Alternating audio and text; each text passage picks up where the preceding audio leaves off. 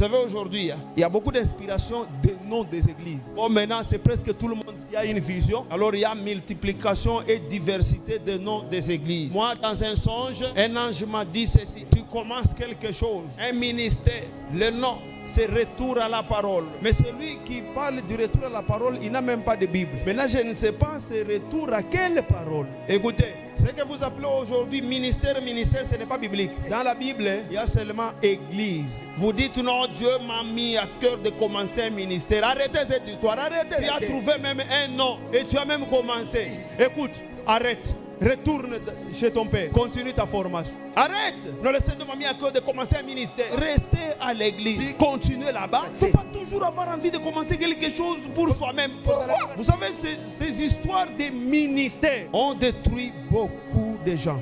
Surtout les prophètes. C'est eux qui ont souvent cette habitude de commencer ces histoires. Faites attention. Un prophète, il évolue dans l'église jusqu'au retour du Seigneur Jésus. À moins que ton père t'envoie, va commencer quelque chose avec le don que tu as, et puis tu vas rentrer à la maison. Mais partir de toi-même, tu as même le courage de dire à ton pasteur, Dieu m'a dit que c'est mon temps. Beaucoup de tes frères vivent dans le péché, dans leur histoire là de ministère. Beaucoup. Parce qu'ils n'ont aucune couverture spirituelle. Vous savez, la vie de sainteté demande une couverture spirituelle. Si vous quittez cette couverture spirituelle, facilement vous allez devenir vulnérable. Vous pouvez facilement tomber. Si vous quittez l'église, vous dites Dieu m'a envoyé pour commencer un ministère. Vous allez engrosser toutes les sœurs là-bas. Vous verrez.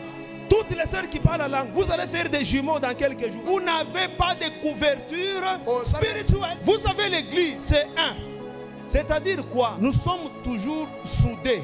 Il y a certains liens spirituels qui nous attachent comme le fil d'araignée. C'est juste un exemple que je donne. Pour que je me maintienne dans la sainteté, je dois être attaché à mon Père quelque part. Quand il prie, comme je suis dans ses prières, il me communique une puissance de sainteté là où je suis. Je suis toujours lié quelque part. C'est ce qui me protège. Si vous vous détachez, vous restez seul. Vous allez commettre beaucoup de dégâts parce qu'il n'y a pas de couverture spirituel. L'apôtre Paul qui commence un ministère ailleurs, c'est Jésus qui lui a dit de commencer. Mais il était toujours en contact avec l'église des apôtres. Il est allé là-bas faire les rapports et ils lui ont tendu la main d'association. Il dit tu as la bénédiction petit, la bénédiction de tes pères, ceux-là qui ont mangé avec Jésus. Tu peux maintenant partir. C'est ce qui faisait la force de cet apôtre-là. Parce qu'il était toujours lié au Père. Même si nous vivons dans deux villes différentes, nous sommes liés comme par le fil d'un araignée. Et c'est une histoire spirituelle. Faites attention que celui qui a des oreilles pour entendre, entende.